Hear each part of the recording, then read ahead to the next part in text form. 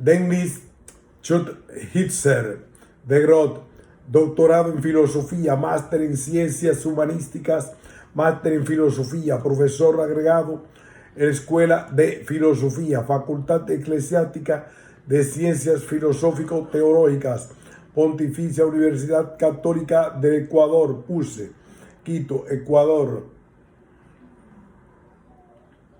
Resumen: la obra de Émile Cioran corresponde a tres elementos clave que constituyen una filosofía como arte de vivir. En primer lugar, su obra brinda una propuesta filosófica sostenida.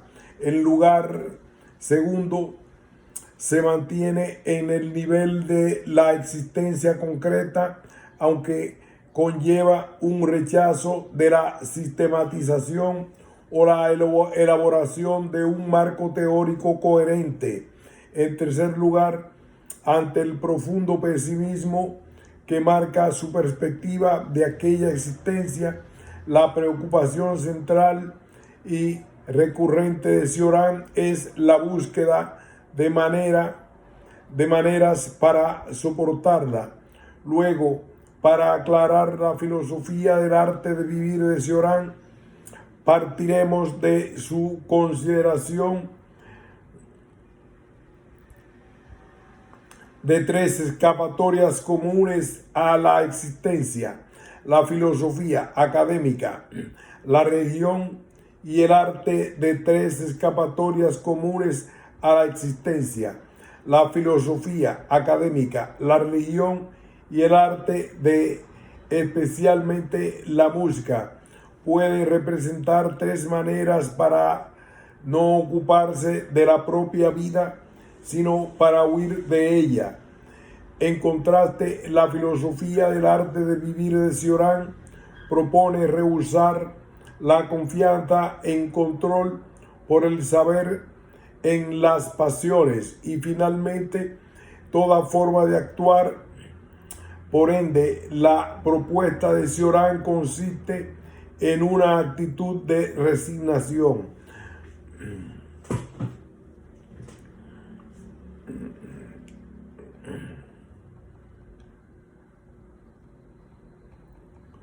Rasgos de la filosofía del arte de vivir.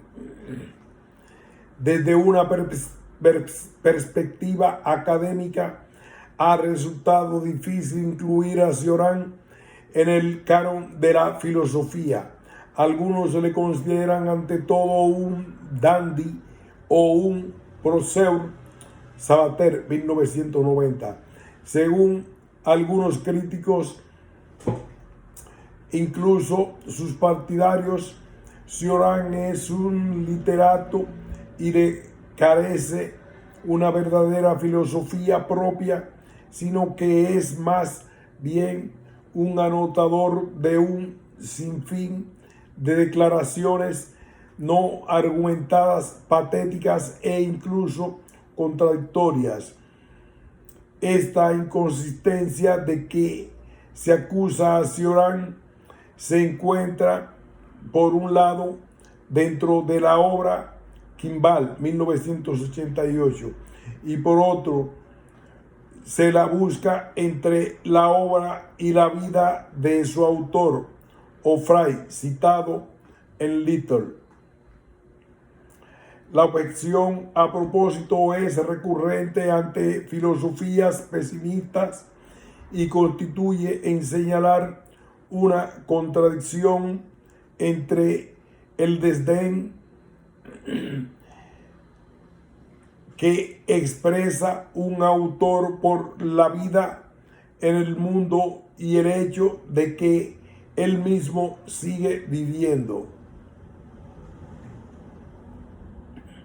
Otra línea que resalta en la posible exclusión de Cioran de la consideración filosófica surge de una valoración que sus cualidades literarias a costo de su valor filosófico. Kimball, 1988. Por ejemplo, considera que el estilo en Cioran es más importante que el contenido de su posición. La serie de congresos dedicados durante varios años a Cioran en la Universidad Tecnológica de Pereira, aunque es de suma importancia, demuestra un acercamiento a la literatura que es a la par con la perspectiva filosófica. Así se reúnen diferentes contribuciones bajo el título de Relaciones Filosofía-Literatura, Herrera, 2011. Al final del presente artículo volveremos a estas objeciones para evaluar su condición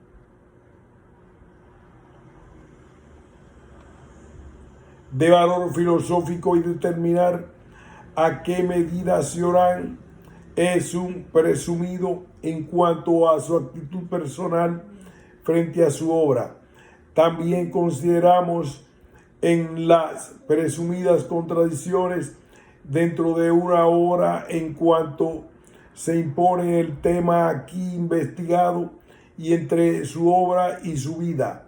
Lo que ahora surge a la luz es que mientras Cioran sigue siendo un filósofo incómodo, Groth, 2003, desde la perspectiva de filosofía tradicional, siendo sistemático, académico y objetivo desde una perspectiva de la filosofía como el arte de vivir, resulta ser todo lo contrario.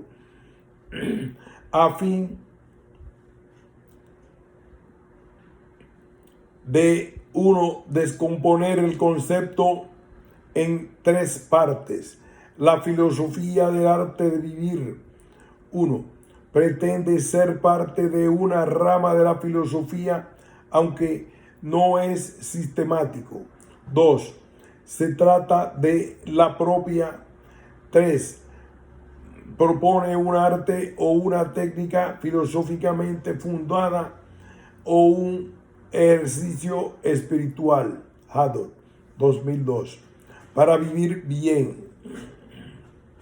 La filosofía del arte de vivir como corriente general en la filosofía se encuentra en una pregunta por la vida buena.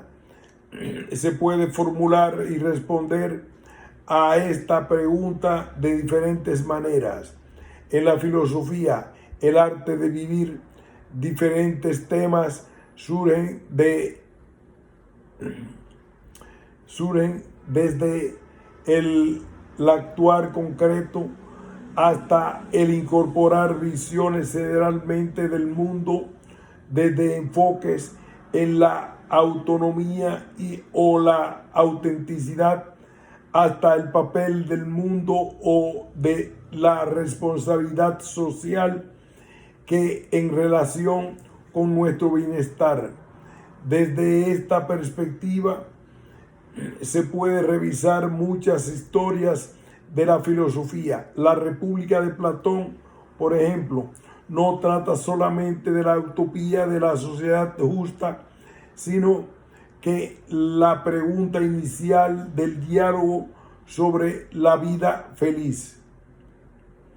Autores contemporáneos tales como Martha Nussbaum, 2003, y Michael Foucault, 2001b, y Pierre Hadot, 1995, han aportado a una tal interpretación de tal historia de la filosofía desde la perspectiva de una ética normativa que buscan sostener una vida filosófica.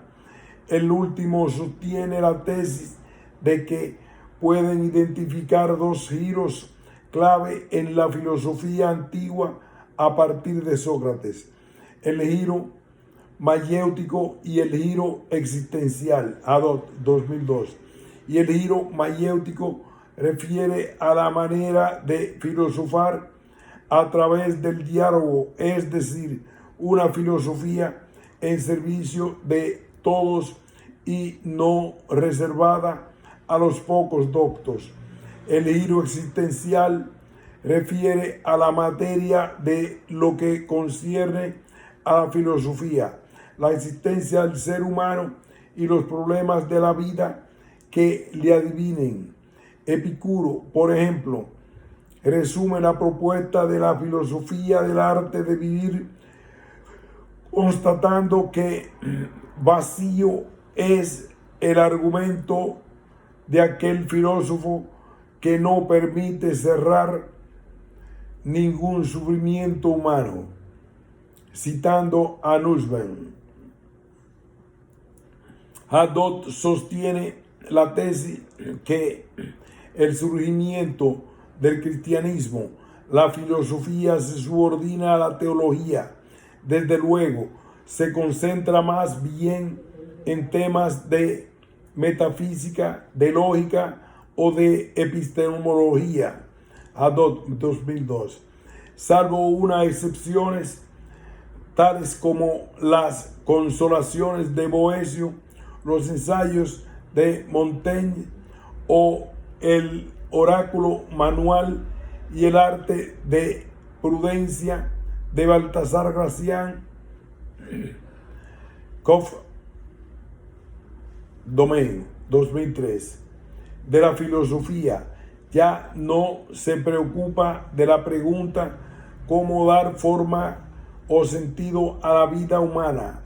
Hasta en la filosofía actual, la mayéutica ha dejado su espacio al estudio académico, la existencia al ser. En las últimas décadas se puede destacar un renacimiento del interés por una filosofía como arte de vivir. Autores como Smith y Kekes, Dolmen, concuerdan en un intento de volver a suscribir a la filosofía en servicio de lo que podemos llamar una ética normativa o una toma de posición prescriptiva acerca de la propia vida. Este renacimiento de la filosofía como arte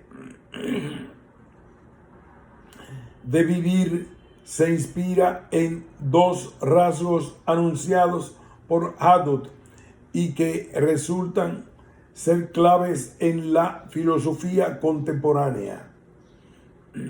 Por un lado, la filosofía como arte de vivir suscribe un giro hacia la existencia propia, siguiendo al ejemplo de los primeros filósofos existencialistas como Kierkegaard y Nietzsche. Se denuncia una alienación entre la filosofía académica y la existencia humana concreta. Por otro lado, el rasgo esencial de esta existencia concreta humana es su complejidad irreducible. En vez de proponer un sistema filosófico para luego o no deducir sus consecuencias normativas, la filosofía como arte de vivir parte de una presuposición empírica de la imposibilidad de formar una filosofía que engloba toda la verdad.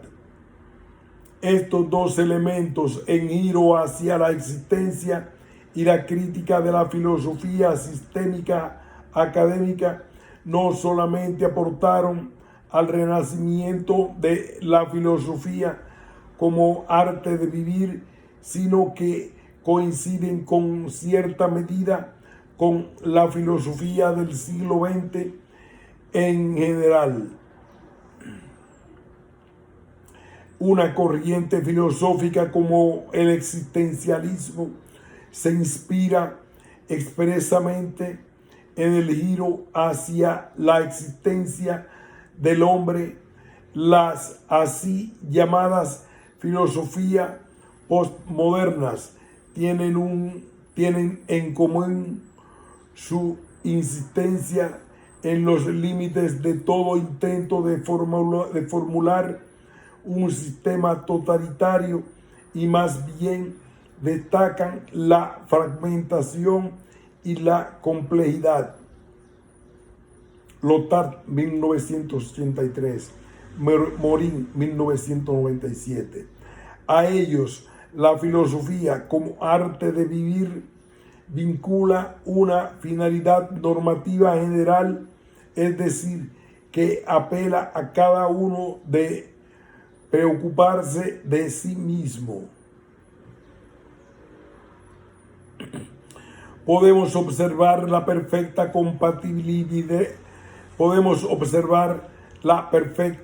compatibilidad de la obra de Cioran con los tres rasgos de la filosofía como arte de vivir.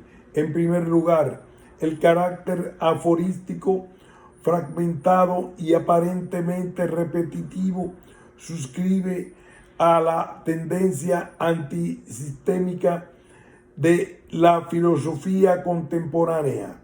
El uso del aforismo recuerda directamente a Nietzsche, predecesor tanto del mencionado giro existencialista como de la filosofía contemporánea, en cuanto rechaza la posibilidad de cualquier gran relato. Groth, 2003.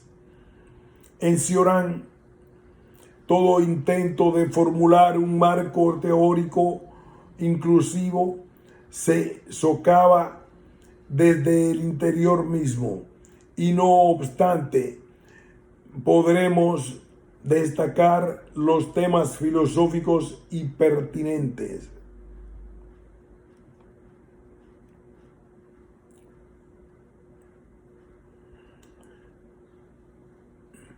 En Cioran, todo intento de formular un marco teórico inclusivo se socava desde el interior mismo, y no obstante podremos destacar los temas filosóficos pertinentes.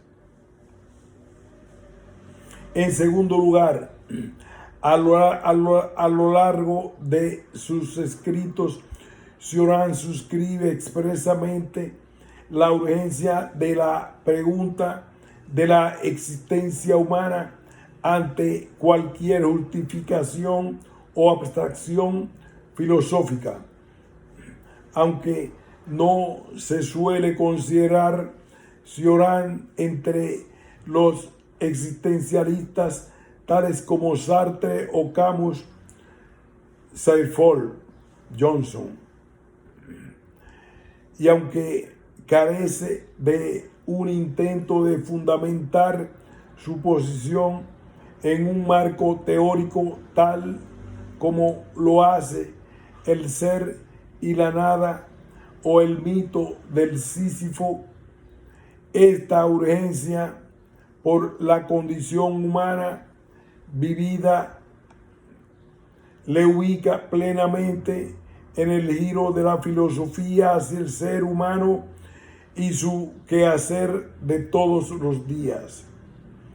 Y finalmente podemos discernir respecto en sus escritos una colección de índices de una ética normativa y una variedad de sugerencias y prescripciones para una existencia filosófica. Por lo tanto, más que un simple presumido, pero también más que un mero buen estilista, podemos leer a la obra de Émile Cioran como una filosofía del arte de vivir. Desde este punto de vista encontramos en la propuesta filosófica bien elaborada en su obra, en esta propuesta, las cuestiones que tratan de la metafísica de la epistemología, de la lógica o de otros campos de la filosofía académica son secundarias a la pregunta de cómo hemos de vivir. La obra de Émile Cioran como filosofía del arte de vivir. Una filosofía. En cuanto a la denominación de filosofía, hemos visto que se ha acusado a Cioran de no ser estricto sensu un filósofo.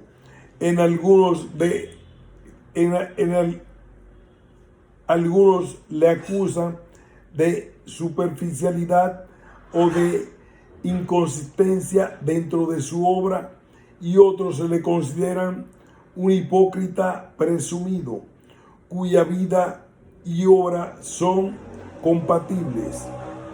Para responder a esta inquietud, Abad 2010 reformula el sentido del filósofo desde el mismo Cioran, y su propuesta coincide con una filosofía del arte de vivir.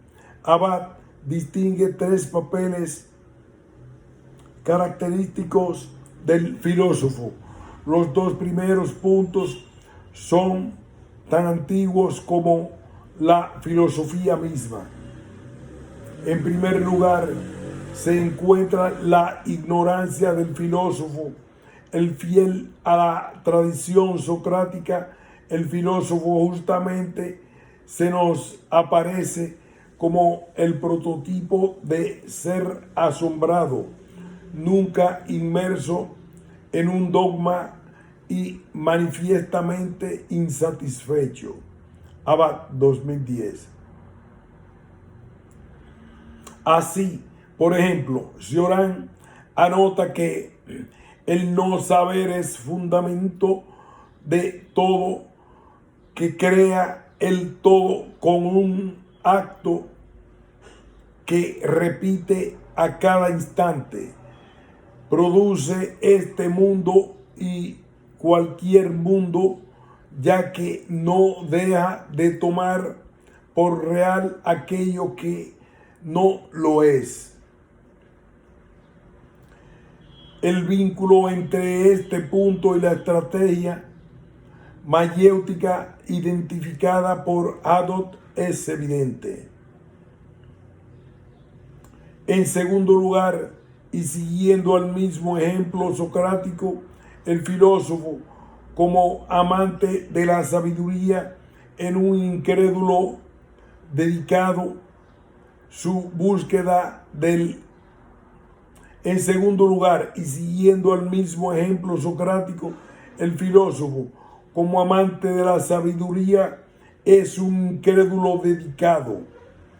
Su búsqueda del saber se concretiza en el constante dudar de cualquier saber que se puede haber alcanzado. Se trata aquí también del papel social del filósofo. No proclama ni confirma certezas, sino intenta más bien generar dudas y acerca de las certezas aceptadas. En ello, el filósofo parece al niño que ríe del emperador que camina. A ello, el filósofo parece al niño que se ríe del emperador que camina.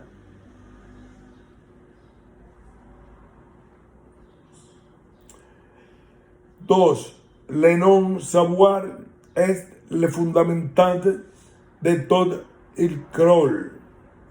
Le tout par et acte qu'il répète à chaque.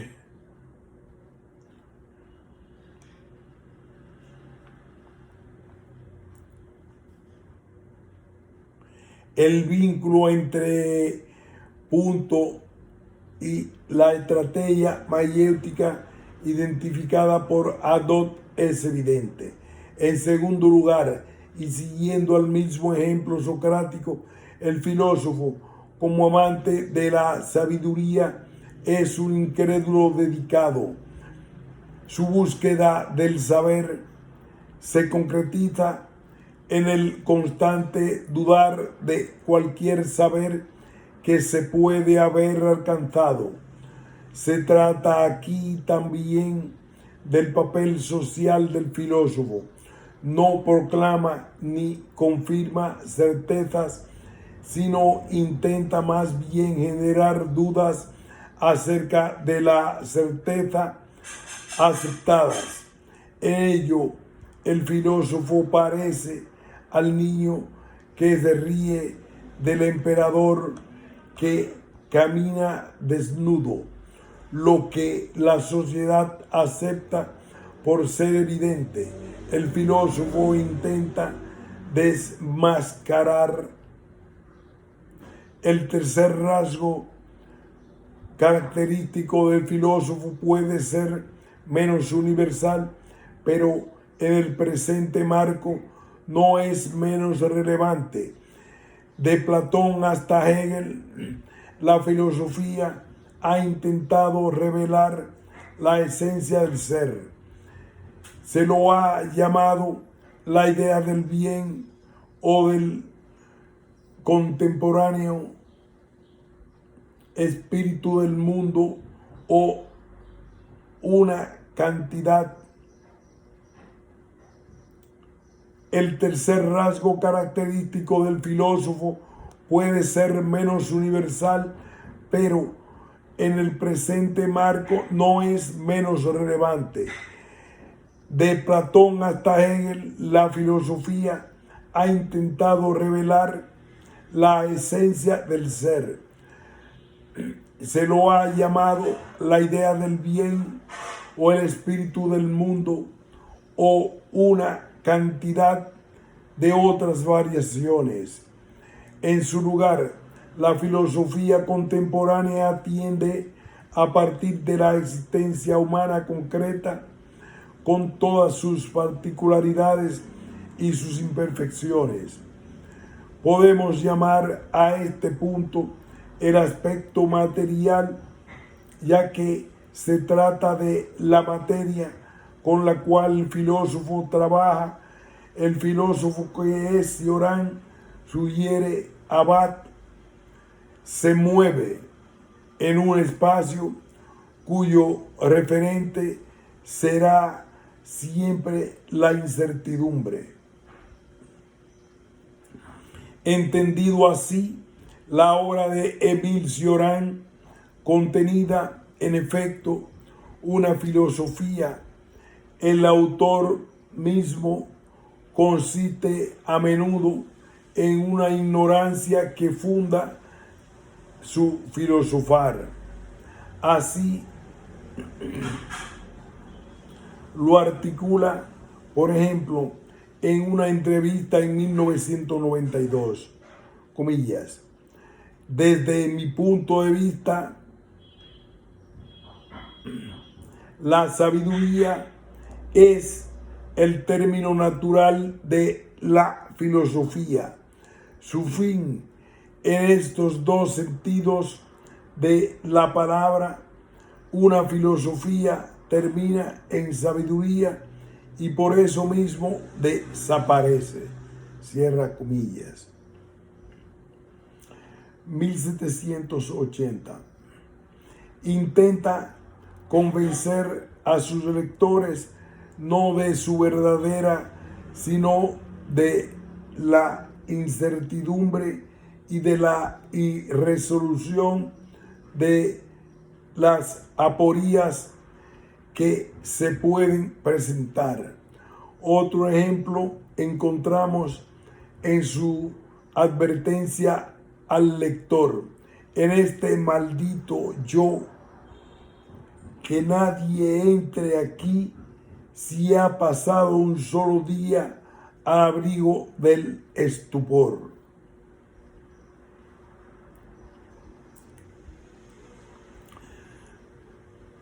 Su parafraseo del lema de la Academia de Platón, que nadie entre aquí si no sabe geometría, destaca que la condición para entrar en su filosofía no es un saber previo, sino una incertidumbre previa. No obstante, entre lo que surge al mismo tiempo un límite al esfuerzo filosófico. No obstante, surge al mismo tiempo un límite al esfuerzo filosófico. En la caída en el tiempo, Cioran sigue al surgimiento del escéptico y concluye: la duda no franqueada, el Rubicón. La duda nunca franqueada, nada. Su resultado lógico es la inacción absoluta, un extremo concebible en el pensamiento, inaccesible de hecho. Mientras la filosofía suele suscribir la duda a la interrogación y la propuesta sistematizadora o no, el escéptico de Cioran es en esencia un inactivo.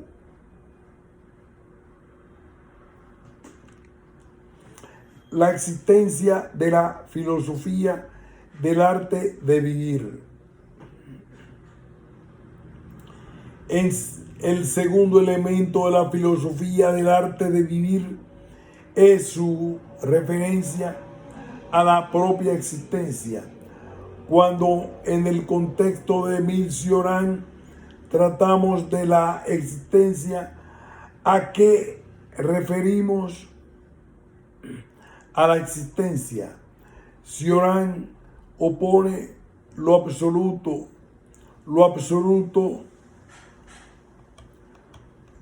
coincide en una larga tradición filosófica con lo que encuentra detrás de la fachada de lo diario.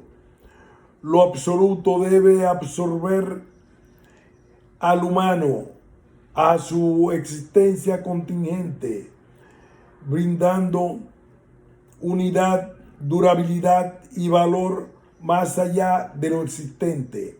Así constata, por ejemplo, en el Asiago de Miurgo.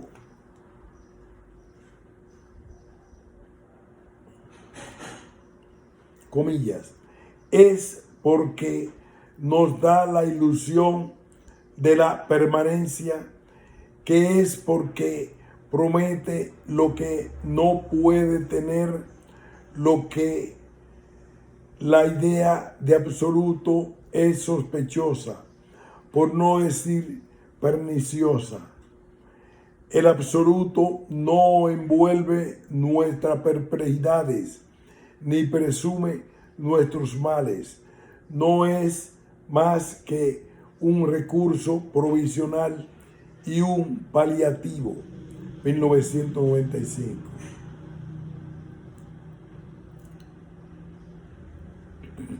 La idea del bien de Platón y el espíritu del mundo de Hegel son solo unos de los ejemplos más conocidos de lo absoluto formulado por la filosofía. La búsqueda de la esencia recorre su historial como un hilo de conductor, la existencia desde la cual se piensa Cioran es como el antípoda postmoderna de estos absolutos paliativos. En primer lugar, aquella existencia no es una unidad, sino que es irreduciblemente plural.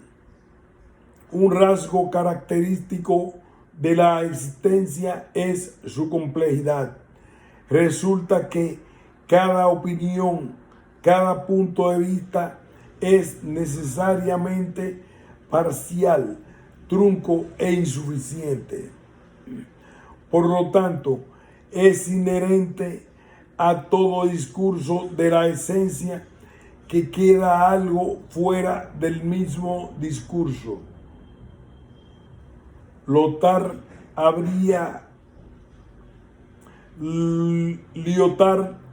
hablaría de lo diferente. Cuando tratamos de el uno ser, estamos simplificando la complejidad inherente a la existencia a un nivel que pretende superar a esta misma existencia en su complejidad.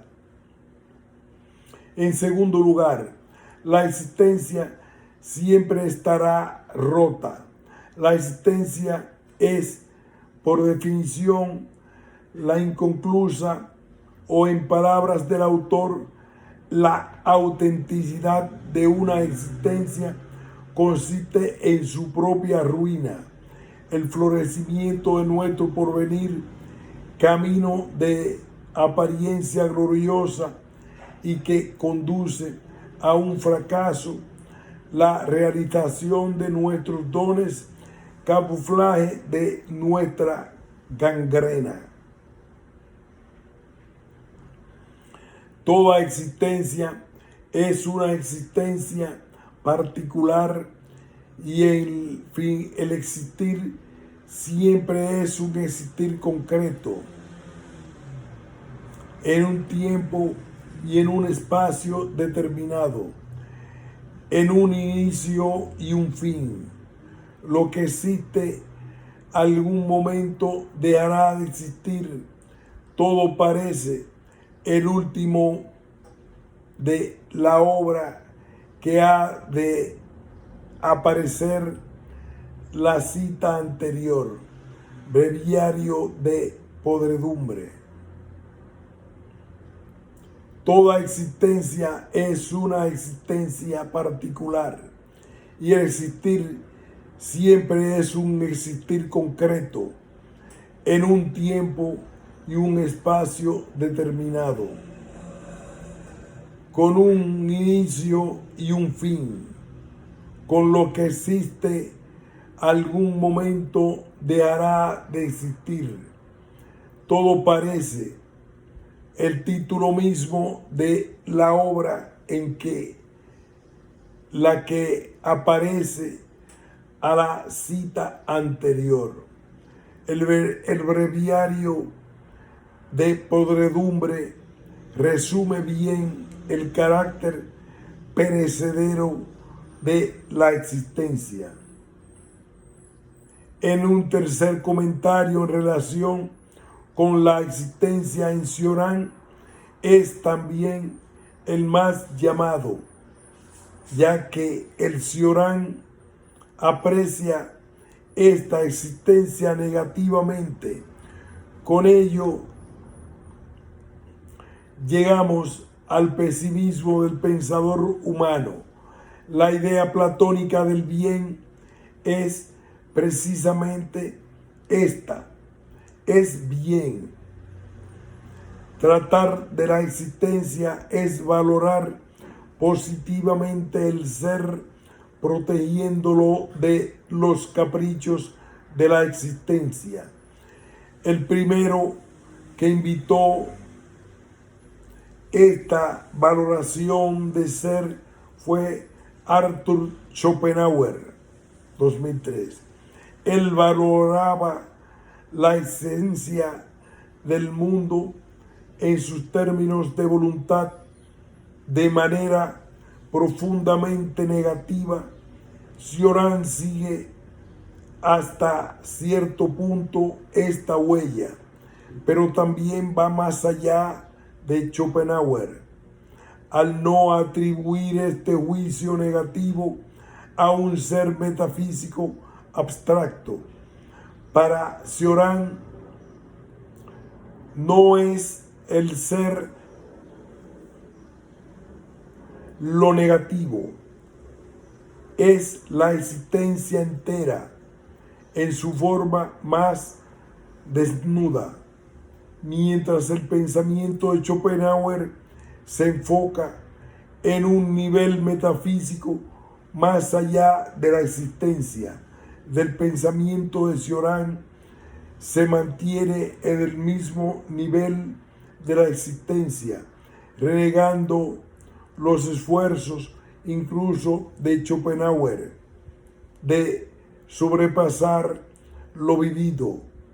Así concluye, por ejemplo, su adiós a la filosofía, observando que no se puede eludir a la existencia con explicaciones, solo se la puede soportar, amar u odiar, adorar o temer, en esa alternancia de felicidad y de horror que expresa el ritmo mismo de ser, sus oscilaciones, sus disonancias, sus vehemencias y amargas o alegres.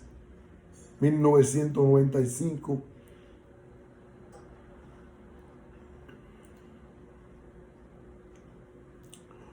¿Cómo soportar la vida? Con ello llegamos a tener elemento de la filosofía como arte de vivir, que es la dimensión ética normativa. En efecto, una pregunta fundamental al Cioran es cómo soportar la vida, ya que esta es la pregunta que impone a la valoración negativa de la existencia. En esta delimitación dentro de la existencia, a costa de lo absoluto o del autor rumano, se acerca más a Nietzsche que a Schopenhauer. En la misma línea que Nietzsche, Cioran cree que se ha de llegar a la existencia misma escondida detrás de las ilusiones discursivas de los filósofos. Y tal como sucede en la obra de Nietzsche, esta existencia no recibe valoración positiva de antemano, salvo que Nietzsche responde a esta potencial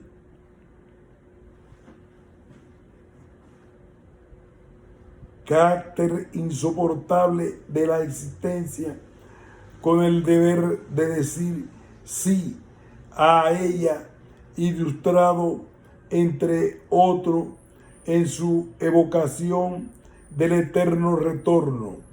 El filósofo con el martillo termina su revalorización de todos los valores con una afirmación trágica de la existencia.